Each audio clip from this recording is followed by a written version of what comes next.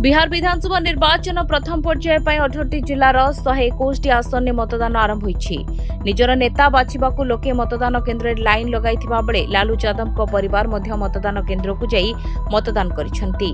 पूर्वतन मुख्यमंत्री लालू प्रसाद यादव, पूर्वतन मुख्यमंत्री राबड़ी देवी और पूर्वतन उपमुख्यमंत्री तेजस्वी यादव सेमानकर मतदान करिसेंती। दुई पुओंकू जनसाधारण को भल पाइबा मिलिबो।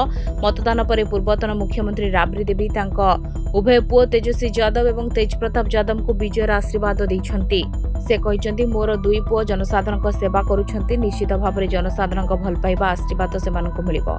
राबड़ी देवी को यह बयान यह प्रकाश करथिला जे परिवार राजनीतिक मतभेद अपेक्षा अधिक एकता अछि। रोहिणी आचार्य प्रतिक्रिया मध्य सामना को आछि।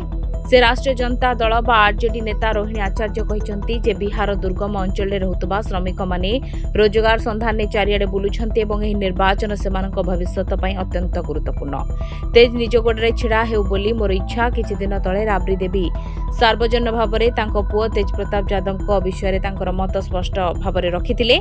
से कहिथिले मोर पुओ किंतु एही लोक माने तांको दल एवं घर बाहर कर दैछंती, तेबे ता विरोध में मु प्रचार करिबि नाही, किंतु से जितु बोली मोर इच्छा अछि। से निज गोडरे छिड़ा हो बोली मोर इच्छा। Bureau report, Dinalipi live.